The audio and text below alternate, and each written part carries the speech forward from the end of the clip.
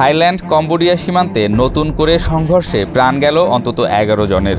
সীমান্তের মালিকানা নিয়ে দুই দেশের সেনারা মরণপণ লড়াইয়ে জড়ালে ভয়াবহ গোলাগুলিতে কেঁপে ওঠে ওই অঞ্চল। এই উত্তেজনার মাঝেই চরম উদ্বেগের কথা জানালো চীন।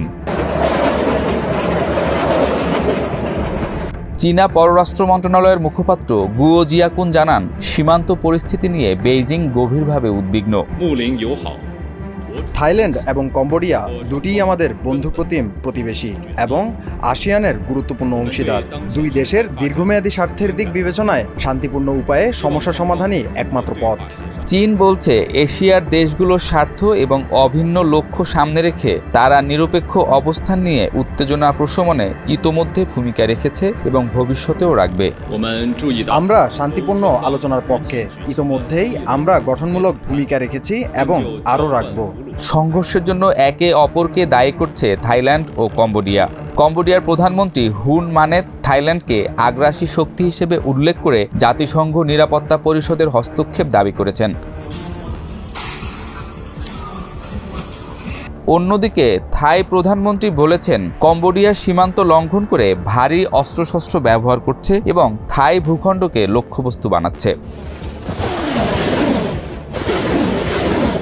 এই অবস্থায় চীন শুধু থাই কম্বোডিয়া নয়, ইউক্রেন যুদ্ধ নিয়েও স্পষ্ট বার্তা দিয়েছে।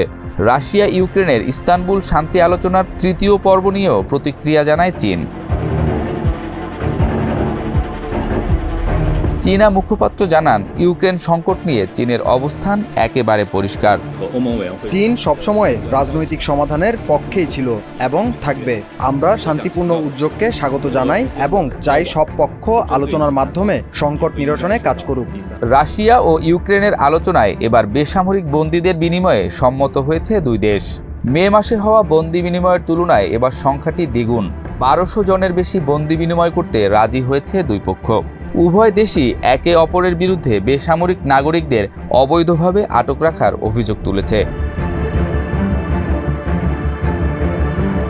এদিকে ইউরোপীয় ইউনিয়নের উদ্বেগ নিয়েও চীনের সোজাসাপটা জবাব। রাশিয়ার সঙ্গে চীনের সম্পর্ক কোনো তৃতীয় পক্ষকে লক্ষ্য করে নয়, বরং স্বাধীন কূটনৈতিক নীতির ফল। চীন রাশিয়ার সম্পর্ক স্বতন্ত্র এবং এর উদ্দেশ্য কোনো পক্ষকে আক্রমণ করা নয়। এটি একটি বৈধ পারস্পরিক অংশীদারিত্ব। এআই এবং রেয়ার আর্থ ইস্যুতেও চীনের অবস্থান স্পষ্ট। গুও জানান, প্রযুক্তি ক্ষেত্রে সকল পক্ষকে একসাথে কাজ করতে হবে। প্রতিযোগিতা নয়, বরং বৈশ্বিক সমন্বয়ই হবে ভবিষ্যতের চাবিকাঠি। চীন বিশ্বাস করে কৃত্রিম বুদ্ধিমত্তা হবে সবার জন্য। শেয়ার করা বুদ্ধিমত্তার ফল ভোগ করবে বিশ্ব। প্রতিযোগিতামূলক মনোভাব বাদ দিয়ে একসাথে কাজ করতে হবে।